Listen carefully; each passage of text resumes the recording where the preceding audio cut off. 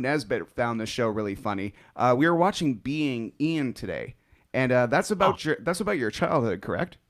yeah, yeah, totally. Well, tell us about your childhood there, Ian. Like, Oh, I what's feel like us? I'm in a therapist's office. My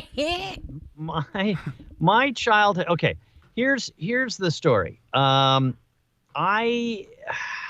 when I was a little kid, I was really interested in animation. I made my own little films, and I know we covered some of this, or I think we covered some of this in our last interview. But basically, that's how I got into voiceover. Was I went from making these animated films for myself and for student film festivals and stuff, and then kind of set it aside and went to work in the family business, which was a piano store in beautiful downtown Burnaby, British Columbia. Oh, And so I did that, and then had that creative itch that I had to scratch, and I got into voiceover, through a lot of shoe leather and a small amount of talent and perseverance. And then the animation voiceover work came to Vancouver, which was like, what? I couldn't believe it. It was, sort of an offshoot of the whole Hollywood North thing, back in the late 80s.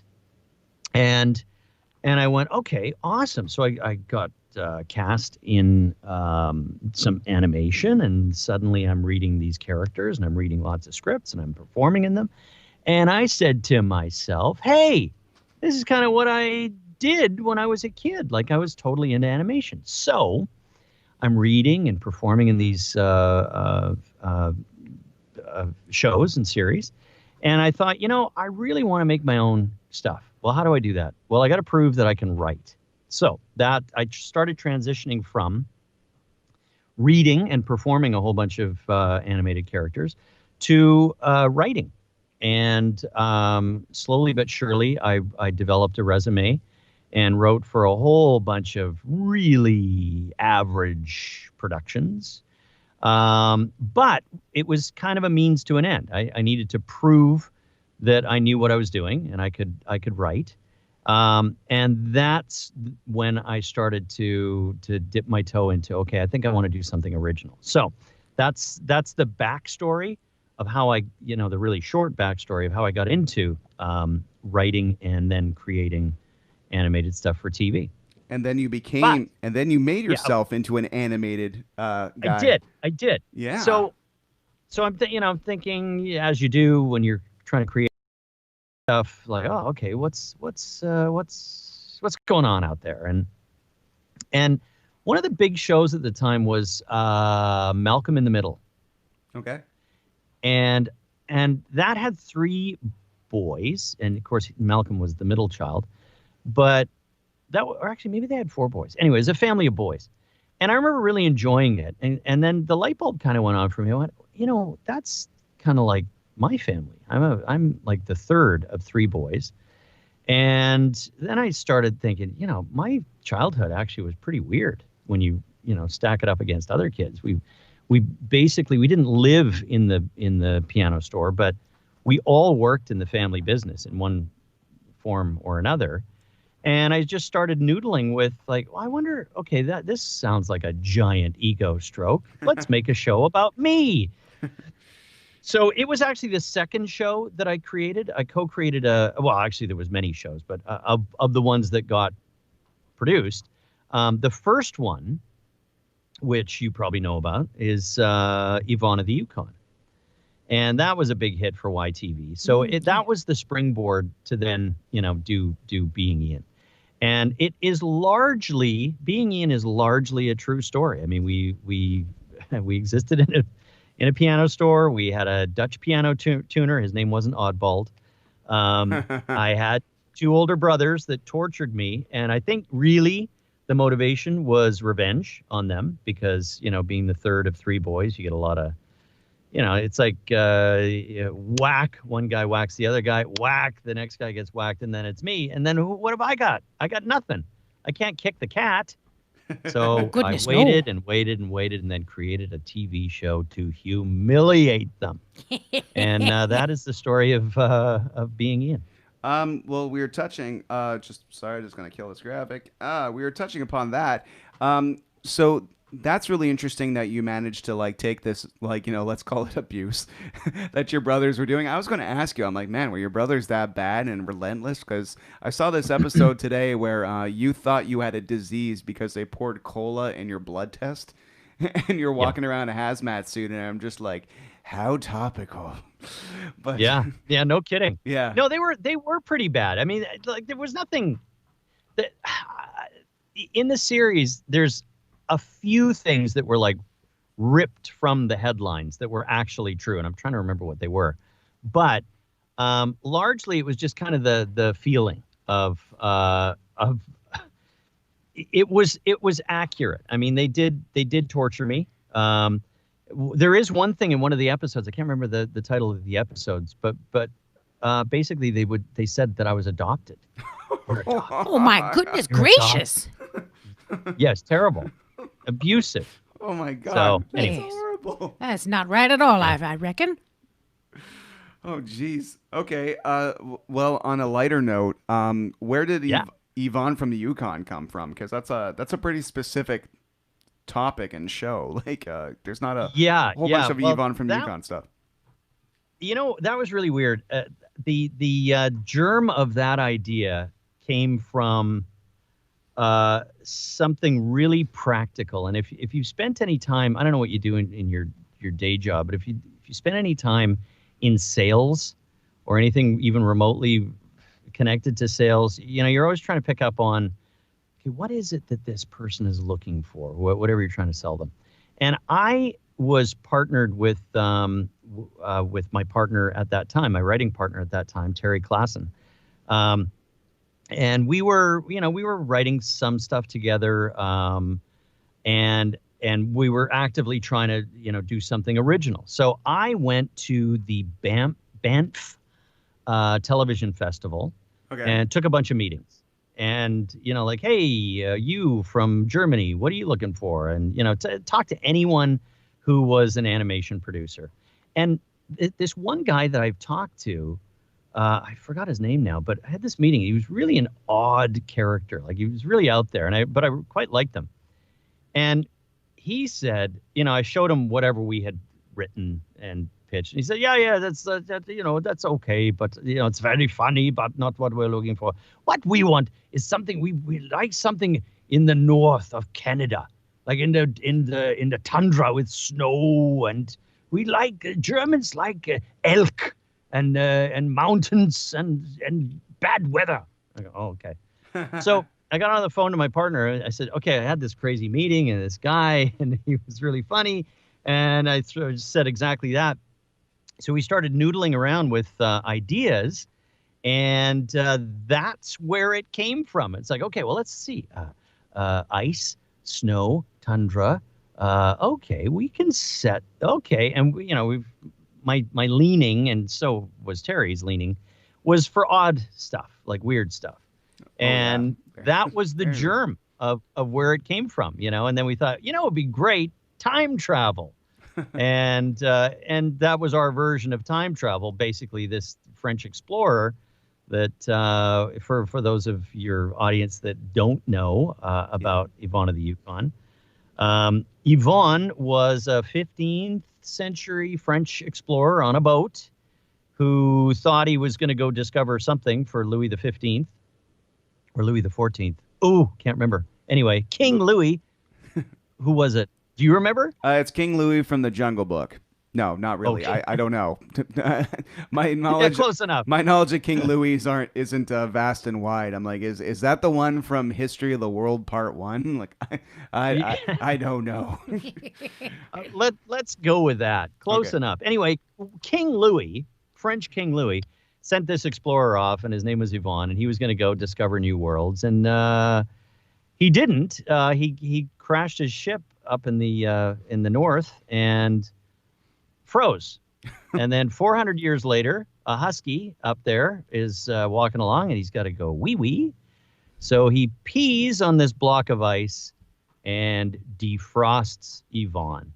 And then Yvonne, it's the classic stranger in a strange land setup where he's like a fish out of water. He's in the 20th century, and he still thinks that he's supposed to claim the land for France. So that's the story of Yvonne.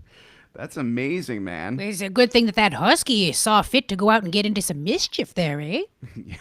Yeah, Exactly. And the call of nature, literally. peace, Yeah. peace solves everything. Once again, I've been saying it for years. I'm really glad that this show has cemented this fact.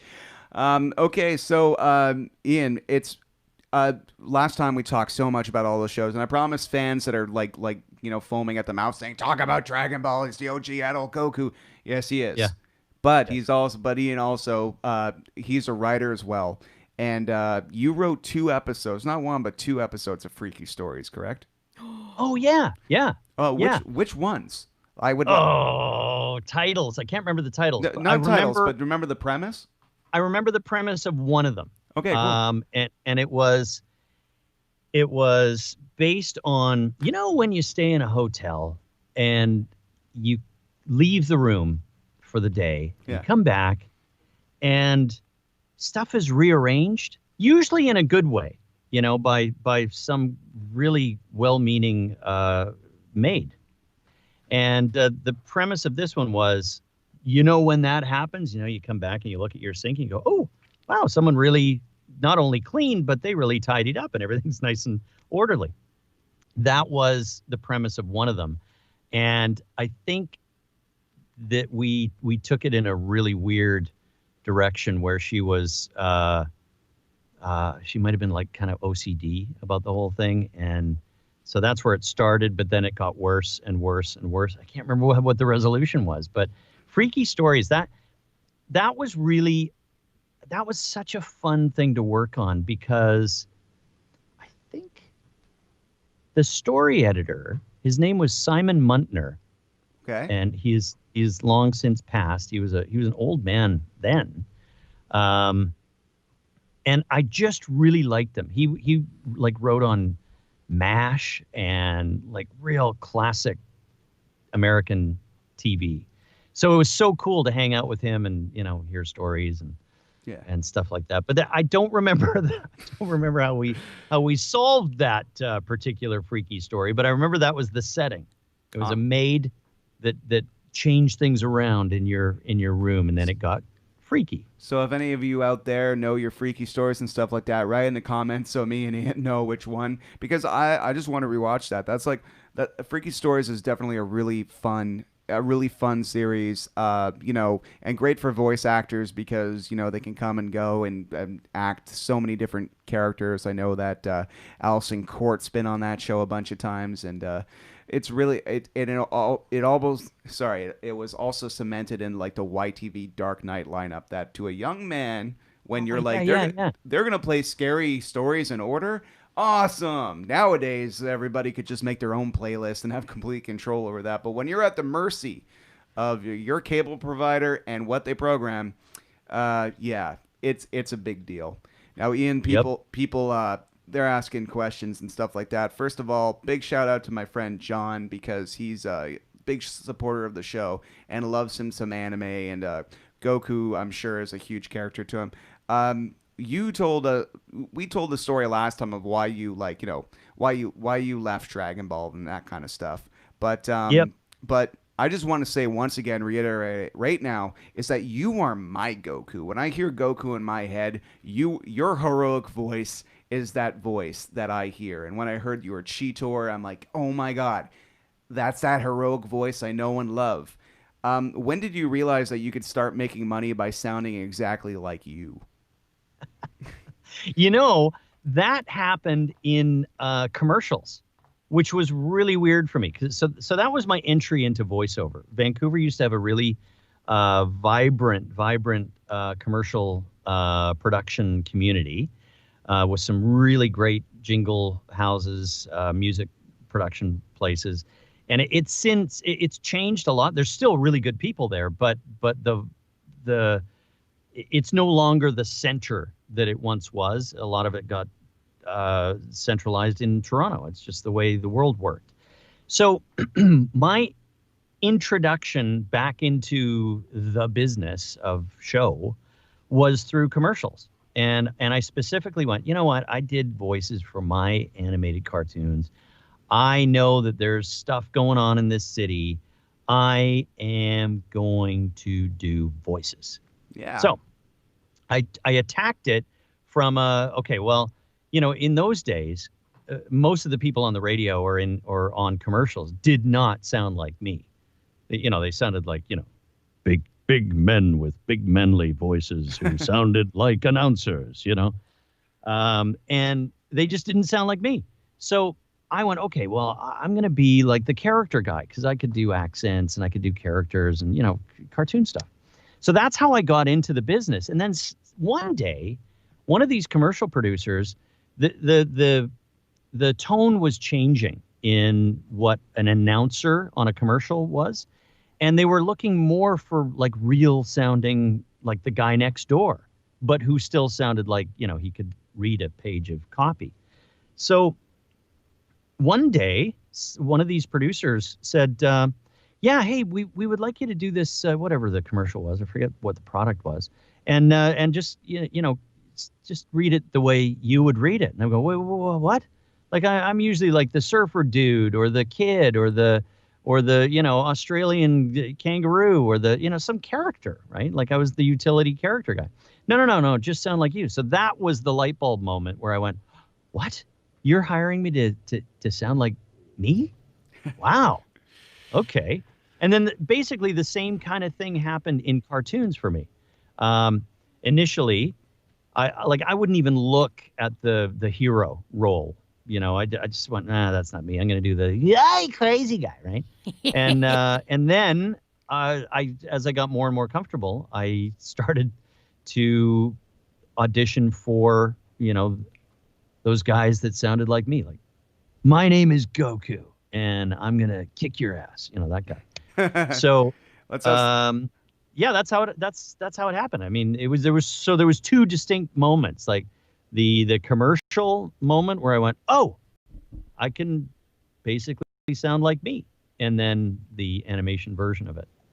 Amazing. Well, speaking of Goku right there, and I said you're my Goku and stuff like that.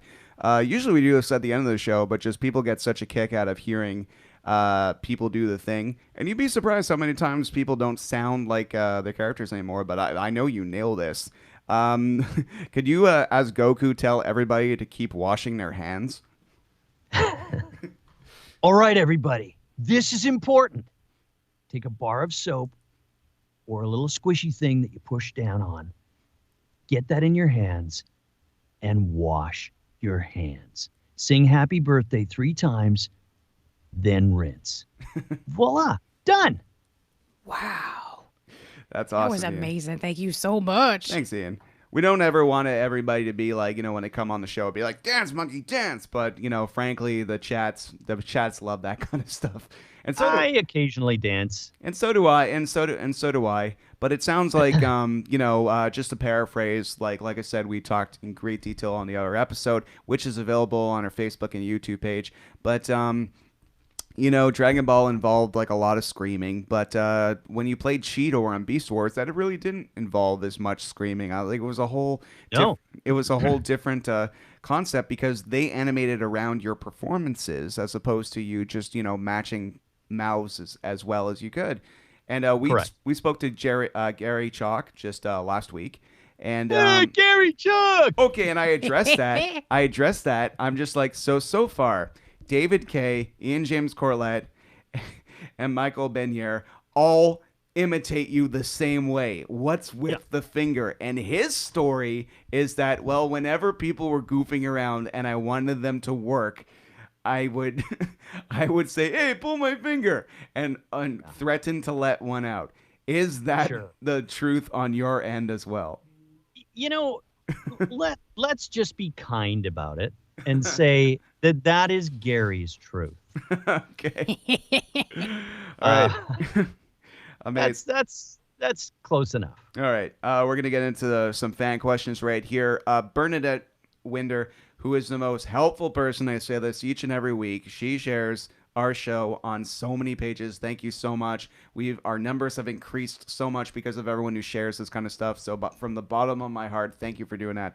She is asking what character, what character you related to the most. Related to? That's a really good question. Wow, good question. I think it has to be Hugh Test. Okay. From Johnny Test. All right. Cool. Because he was, I mean, we're not the same kind of dad. Yeah. But, you know, he was just dad, you know. Crazy. Like, what are the stupid kids doing now? Johnny. Ooh, I made meatloaf. Johnny. But related to, yeah, that's a good one because there's so many little bits and pieces of each character that it's hard to relate to them because they're not real. I'll tell you, I can easily tell you what I don't relate to, and this might be a terrible thing to say, but like the heroes, I don't get it. You're my hero because I'm not a hero. Yes, right? you are. Like Yes, you are. You are speaking with me, some idiot from Montreal, and communicating with all your fans during possibly the most strangest time during humanity. That's heroic, Ian. Okay, maybe you don't understand what a hero is. But when someone selflessly spends their time to make other people happy, that's what a hero is, Ian, okay? Oh, shucks. So okay, let's fine. not doubt that. Yeah, right? if we had the choice to hang out with you or that Ian Ziering from television, we would choose you. Thank you. And by the way, you know, I'm sure this is not going to get back to him, but he's pronouncing his name wrong. I know. Period. He's like Ian. No, there is no Ian. Like even when it's spelled the way he spells it, which is a little weird. In England, I mean, this is where it's a British name. There's no Ian there. There's no Ian. Like it's like you picked it out of a book and went, oh, jeepers, I like the look of that name. Look, how'd you say that? Well, let's say it's Ian. Okay, there it is. And that's kind of no. No, I couldn't agree more. It's like you're just trying to be difficult and unwelcoming. Yeah, it's like spelling your name with 2 extra I's and then getting really mad that there's no license plate in the gift shop with it. And then he makes us folk feel like peasants if we get it wrong. That's really unkind. Ian Ziering from television. All right. Okay, Jimmy is asking, out of all the characters you've voiced, whose success took you by the most surprise? Well, Goku. Million percent Goku. Like there's no hesitation. I can answer that one. Because when anime started rearing its head in the early 90s,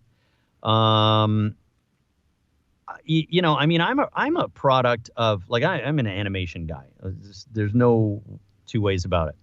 And I had really strong opinions on what, you know, Warner Brothers animation versus Disney animation versus Hanna-Barbera, and, you know, could wax poetic about all of them from a technical point of view.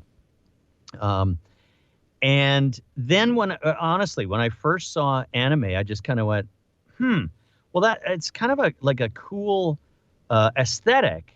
But then when I saw it moving, I went, oh, no, because, you know, boink, boink, bleep, blah, bing, bong, bong, right? And I went, nah, I'm a purist. Like, it's like, so that I don't sound like I'm, you know, belittling it.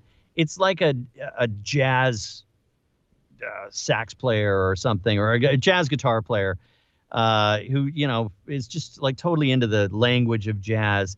And then, you know, they hear some Smoke on the Water and that guy's a superstar. And you go, like, there's nothing to that. Like, that's like dum-dum playing. So it's kind of that, it's a bit of elitism, I admit.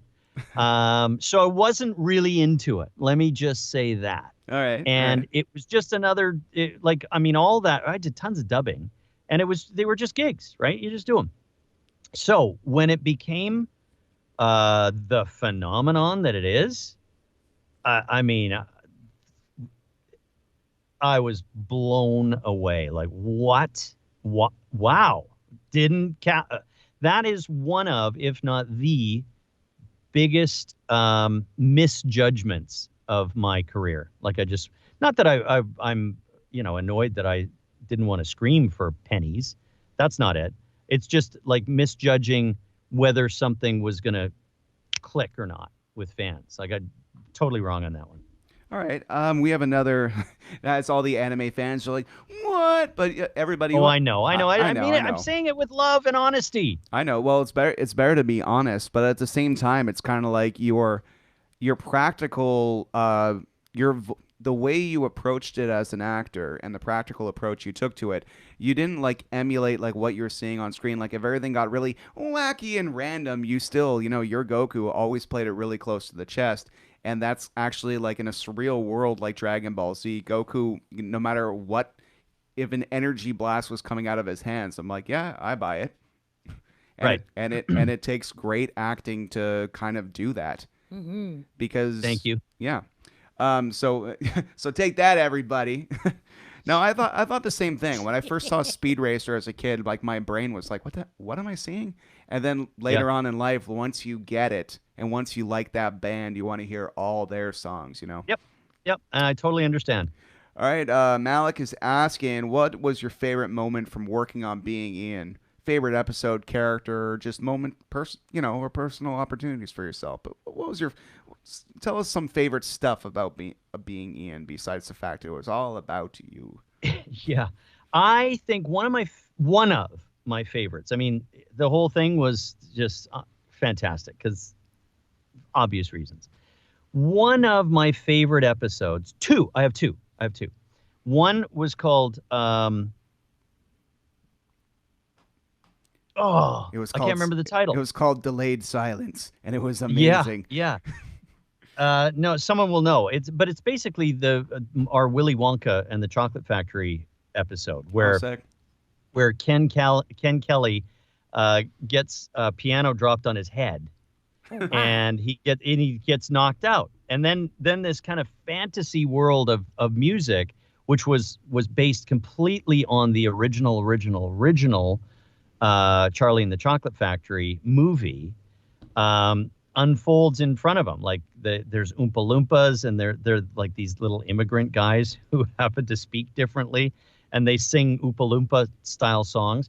But I just love the fact that Ken Kelly got a bump on his head and got this huge cartoon bump, like the one that looks like a unicorn, and then he put on a top hat to cover it, just because he didn't want to walk around with a bump on his head. And he looked like Willy Wonka. So the whole thing kind of like unfolded. And I just really enjoyed that episode. Second episode, which there is a big story for as well, which we can, either explore or whatever. Explore, man. This is Being Ian time. Was it was entitled Hockey Night in Burnaby. and it featured prominent Vancouver Canucks and Ryan Walter, who used to play for the Canadiens.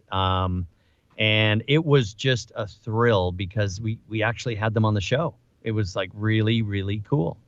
So, and the story behind that is, now I don't, like, you guys will probably not remember this, but I don't know when it was, what the year was, but do you remember a player named Todd Bertuzzi? I don't. If you put a gun in my mouth and said, "Name me 6 hockey players right now," Okay. I would be like Michael Jordan. Yeah. Okay. Understood. Yeah. Anyway, for those of you who are interested, you can Google it. You'll there's stuff. He was like a big, brawny star on the Canucks in those years, and we had set it up that he was going to be on the show, and the whole storyline was about being this big hulking, hockey player. And Ian gets into the stadium because they're replacing the organ, and the mayhem ensues. Yeah. The episode was fine, but the drama around making the episode is the story. Todd Bertuzzi, we were like 2 weeks away from recording the episode. Marty McSorley, who played for the LA Kings, who was just a goon, in one game, literally took two hands on his stick and hit our goon being Vancouver Canucks goon, Donald Brashear, Oh, a yes. large African Canadian man who used to play for the Canadians as well. Okay. Yes, I've heard that name before. Two-hander over his head, like just down on the ground, like Ooh. done. That's horrific. It looked really, really bad. And maybe I might be combining some stories. Anyway, the bottom line was Bertuzzi jumps a guy. Oh, no. I am combining stories. I'm getting really old. I'm getting really, really old. It's because okay. they did happen around the same time. Anyway, Bertuzzi jumps a guy who was doing something really crappy to our players, and gives him a two-hander, and down on the ice he goes, fractures the guy's neck. Not good. Oh, my And goodness. there's this huge controversy, and there's the lawsuits off ice being threatened. It's bad. It's bad. Todd Bertuzzi is a marked man. He's like really, really, really bad. YTV goes, yeah, we're not having that player on our program. Mhm. Okay, yeah, you're right. So then we had to scramble and replace him. Well, we replaced him with Trevor Linden, who was like the golden boy for generations on the Canucks. And his exact words to me were, because I felt really bad, because it's like your second choice. Who would want to do that, right? And because he was the captain, and because he was a stand-up guy, he said, I'm doing it for my teammate. That's why I'm doing it. And it turned out it was way better anyway, because Trevor could kind of halfway act. Yeah. And he was a super nice guy, and we're still kind of friends to this day. So anyway, there's my story. Oh, that's amazing, Ian. You know how to Ian. You know how to tell a tale. I mean, and I get things mixed up too.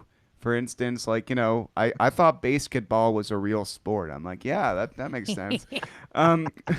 Okay, so Tom the Bomb's asking, being Ian. Tom the Bomb? Yeah, being Sounds like Ian. a morning show host. Being Ian had an episode that was a parody of Alfred Hitchcock's Psycho. It's an interesting episode and went way over my head as a kid, but definitely a highlight of the series, as well as having the punk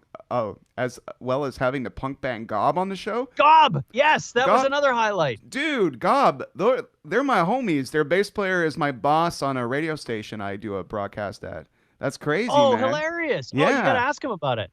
Well, yeah. Yeah, they were all in the studio. It was fantastic. They were great. That's so cool. How did you go about getting Gob? Was it your choice, or did they come to you? Like, there's other Canadian punk bands. We were specifically looking for a punk band, because that's also part of my musical history in Vancouver. Just to say, this is so nuts. I rode bikes in a pool because of Gob, because they had a song called Soda where I want to jump in a lake. And when I was 15 and an idiot, we rode bikes in a pool. Oh. Anyway, please continue. This is amazing. No, that's actually that sounds like a lot of fun. The skateboarders do the same thing. Yeah. So yeah, we wanted to do this episode. Basically, Ian joins a band. Ian's a fan of the band, whatever it was, and I wanted to have a Canadian punk band, and I think the really big one at the time was Sum 41. Some They're 41, Canadian, yes. Yes, they are. They're Canadian. Oh, yeah. Mhm. Very Canadian. Very. Yeah. Okay. Derek Whibley's from 'cause Ajax, he was married Ontario. he got married to Avril Lavigne for like a heartbeat, didn't he? Yes, Yeah, yes. Now he just had a baby with some other lady. Oh, Yeah.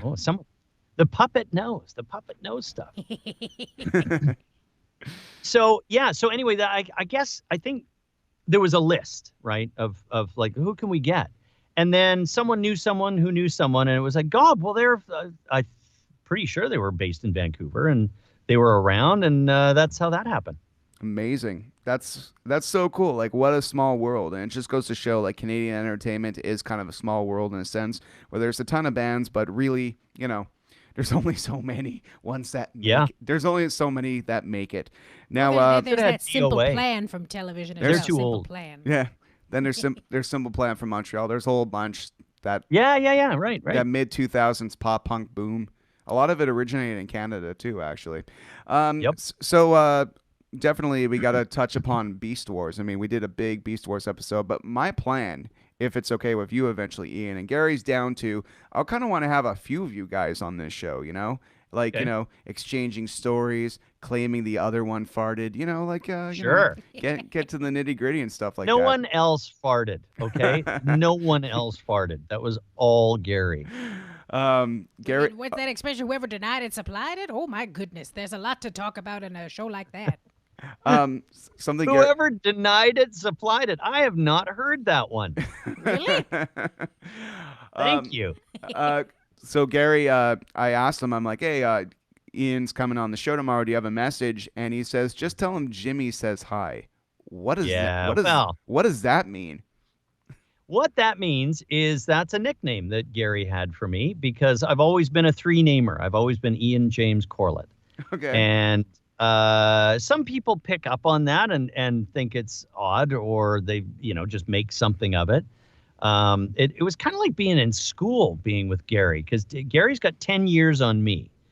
And he was like, the short form of James or the nicky name of James is Jim. And that's where it came from. It's just like, he calls me it all the time. Jimmy.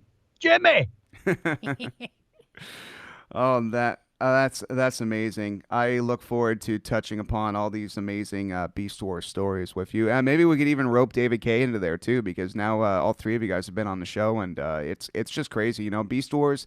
I've said on the show a million times, that was like my Transformers series. Like everybody can say that they love the originals, but I was a little too young for it, and it just sometimes what you see on TV, you can identify with it, and it just goes to show when they make remakes and reboots and stuff like that, sometimes it's none of your business anymore. Sometimes it's the kids' business and stuff. Yeah. Yeah, but you've been doing you've never stopped working. It's not like you got that job and rested on your laurels and said, I was Cheetor.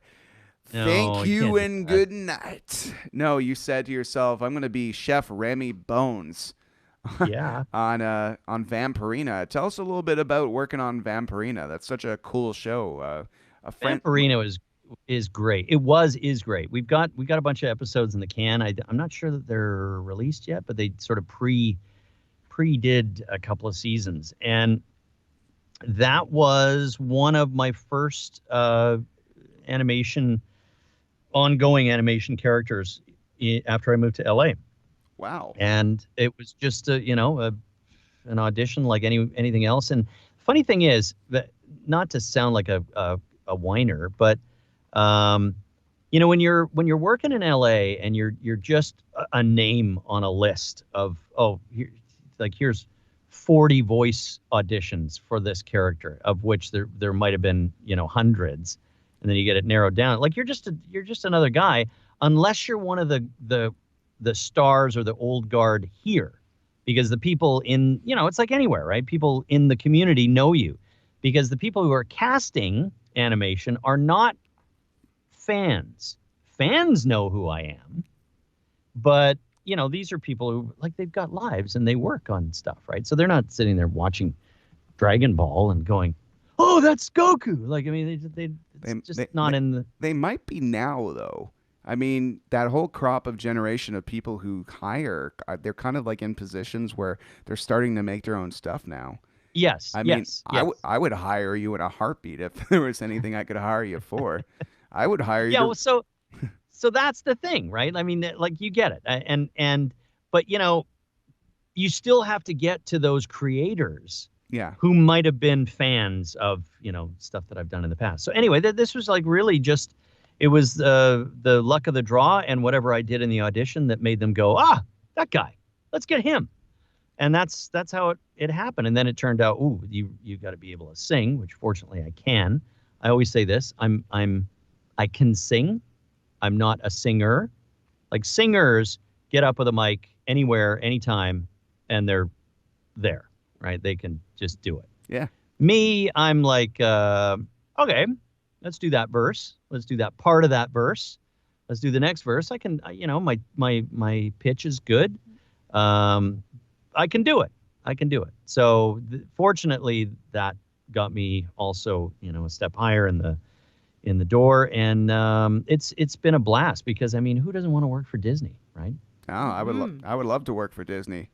I don't think I Yeah. can work for Disney based on everything I've ever said through my life and all this silly crap I say. Well, all the I time. can sing. I mean, I can carry a tune, but I mean, it's true. As singers, they take the mic, they go up there, and they just belt out that news. I can't do that. Ian, do you have a particular karaoke song? Like, what's your go-to karaoke song Well, I don't have a go-to Goku. or a go-to That- karaoke? right. Um, um, um, um, um, um, I don't have a go-to. There's a handful that I like, but I have one that I've done more than once, Okay. and it was actually it was just a freaking blast. We Atomic Cartoons. Okay. I think it was Atomic. They have these events, team building kind of thing for the studio. Yeah. And we went to a really great dive bar that had a karaoke band. So it was a live band Oh, that's had, much like, better. 100 some whatever. Like they had tons and tons and tons of songs. And I wanted to do something because people there kind of knew who I was. It wasn't like going to a karaoke bar and you're just there with your friends, right? I felt a bit more like a show Yeah. because it's like, oh, that's the guy who does the voice for the and wrote this, and it's Vancouver animation community, right? So I wanted to do something that was a real curveball, and I did Foo Fighters' Monkey Wrench, All right. Oh, complete with the screaming Oh. at the end. Oh, nice. And Yeah, it was, yeah. I really enjoyed it because I knew the song really well, and it was a band, so that was amazing.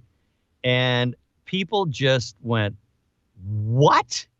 Because I went up there looking like, Mr., older dude with a cap on, Yeah, but you're and Goku. then screamed in my best Dave Grohl. Yeah, and you're Goku, so you you're used to like screaming for hours for particular no reason, just episodes Yeah. and days. That must have been something to hear. I definitely just as we wind down, I know you got stuff to do. I definitely want to give a shout out to a cosplayer here. You played Mega Man in the '90s, Yes. also with that signature voice of yours, and this I believe his name's Paco Raccoon, and he is a real nice guy. I'm gonna make sure that the photos work. Paco Raccoon. Yeah, he's a nice. Oh crap! Did it not work? Ah, here we go. Okay, so he's a cosplayer from Mexico, and he's a real nice fella. Reached out on Instagram because he had a Samurai Pizza Cats cosplay, which is very rare and not easy to Whoa. pull off. So this is his Mega Man one, and he's a super nice guy and very, very friendly on Instagram. So a big shout out to you. Follow this guy on Instagram, Paco Raccoon. Great dude. Have you ever had people in costumes kind of like come up to you dressed as your characters and stuff like that, and you feel this overwhelming expectation to be like, ooh, I better make their day because they went You know through a what? lot of It- trouble to look like this. Whether someone has done a costume or not, when I'm at a convention, I feel kind of duty bound that I do need to make their day. Like this is part of my job, right? And you go to a Transformers convention, obviously you're going to get Transformers people who come up and talk about Cheetor but sometimes there's more of a general cartoon convention, and you'll get any number of fans, not necessarily dressed as the character, but I just feel like, look, you came either a little or a long way. You made effort to come here, and the last thing I want to do is be that jerk who doesn't make your day. So now That's the kiss of death because someone's going to catch me on an off moment.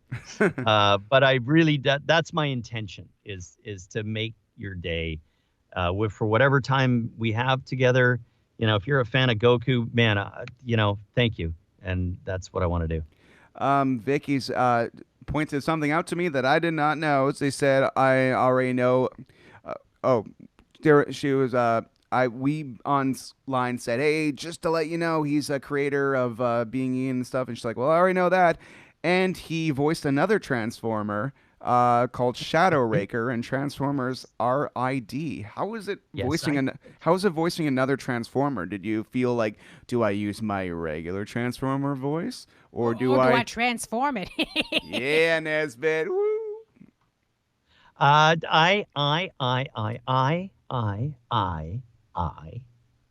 didn't have any problem at all. Awesome. It's like that day I remember I was working. I forget what character he does. I think he does a number of characters on that series. The amazing and talented Eric Balza, and he, I walked in and it was like, oh, Eric, he's a Toronto guy who does everything. Have you had him on your show? Not yet. You need to have Eric Balza on your show. He voices.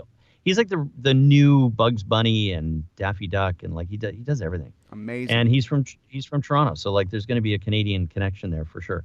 So that's a tip for you. But anyway, no, it was easy. It's another character. It couldn't be more different than the legacy of Cheetor, and you just approach it like any other character. So many people have brought up. Wait, I'm gonna kill these graphics so it doesn't cut off my face.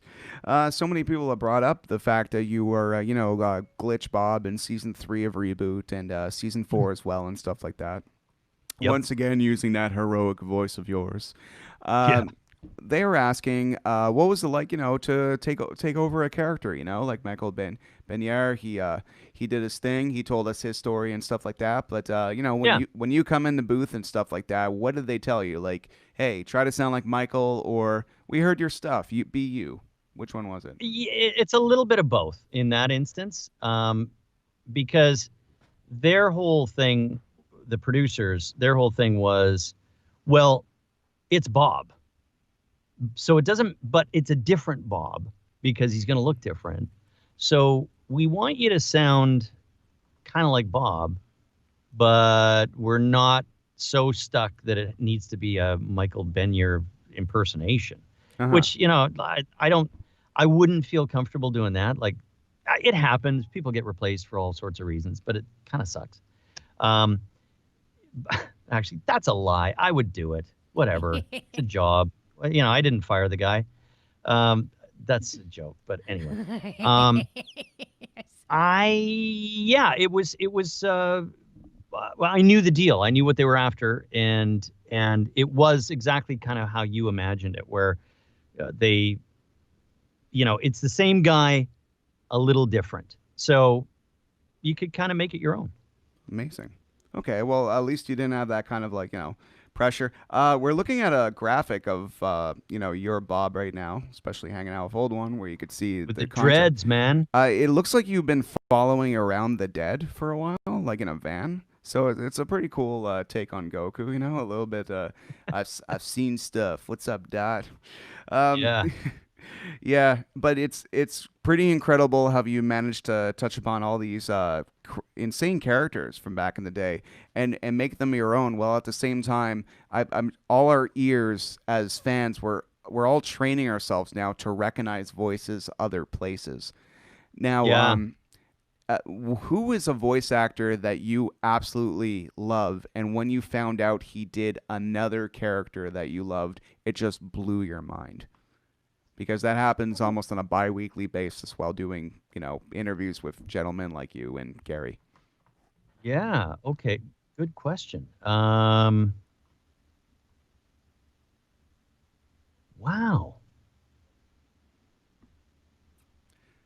I blew his mind, ladies and gentlemen. Yeah, you have. You have blown my mind. Because, usually what I'm doing is just being grumpy that someone else got a gig that I didn't do. Like, how dare they? I should do all of them. Yeah. Um, man, there's so many people who. Wow, good question. Um, I think I'm trying to think of what the example would be. That's all good. I This mean, is a general answer. This is a sure. general answer. Sure. I'm impressed when you get movie stars, which is quite common, doing animated stuff for, big productions and like, hey, let's get that star.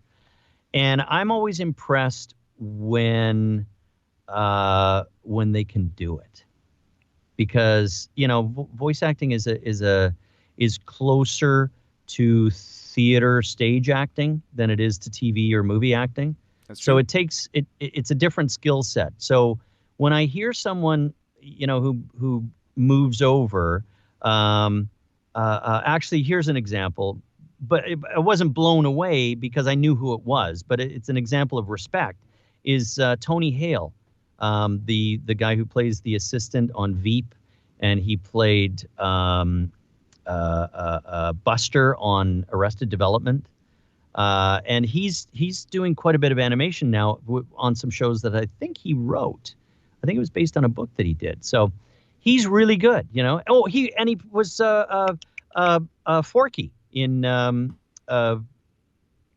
Toy Story 8 or whatever it was. Oh wow, Forky. That was the big standout character. That and Keanu Reeves. Exactly. Keanu See? Reeves. Everybody liked Keanu Yes. Reeves too.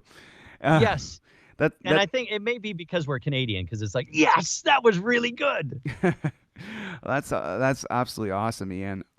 We once again said we don't want to take up all your time and stuff like that, but Yeah, I just realized what time it is. Yeah. So before we go, my friend Yannix, his son Saber, it was his birthday yesterday. And being in the world we're living in, we all have to be socially responsible by keeping our distance and all that kind of stuff. Yes. I was wondering if Mr. Cheetor could say happy birthday and explain the importance of social distancing, because that would be hilarious. Yeah. Sorry, what's his name again? Saber? Saber, yeah. His Like as in saber tooth, or uh, either? I isn't it the same pronunciation? Yes. Yeah. Or lightsaber too. A lightsaber. Well, his parents are Yeah, really or lightsaber. his Right, parents of are course, that's really probably his what it parents is. are really cool. So Okay. Well, let me think here. Saber, I just want to wish you a very happy birthday. I'd give you a hug, but, we're supposed to physically distance, not necessarily social distance, because I can still talk to you and I can still text you. So be careful, be safe, wash your hands. I wash my paws, and you have yourself a happy birthday. excellent. Thanks so much for calling in, Ian. That was amazing. This has been an absolute blast. Everybody on YTV here. You, me, and YTV. Ian, where could they find you online so they can tweet you, Instagram you, and give you some praise? Yeah. Yeah. The best place that I do my most of my communication with fans is on Instagram, IanJamesCorlett.com. No, not .com, just at Ian James Corlett. And to a lesser extent, Twitter, which is Ian James 007. There might be a dash in there, but you'll figure it out. You'll find it. Yeah, that's how you can see what I'm up to. Awesome. Well, thanks so much for calling in, and everybody on the page, thank you so much for watching, sharing. When you share, let's get this thing. Let's match all the numbers we got recently. Let's just share the crap out of it, because I'll appreciate it. Nesbitt appreciates it, dude. I Don't you? most certainly do. A big thanks to the electric Ian James Corlett. And Thanks, Nesbitt. Oh, and anytime. a huge happy anniversary mention to me and Melissa Gallianos. We have been together 9 years today. 9 years. Happy anniversary, guys. Yeah, Nice. yeah. You could say that she's the puppeteer in this relationship, and is always up for a good time. I can't think of a pun that has Nesbitt in it, but I'm pretty sure you guys are No. getting what I'm saying. All right. Yeah. Have yourselves a good day, a good night, and we will see you next week. Take it easy, everyone. Thanks, everyone.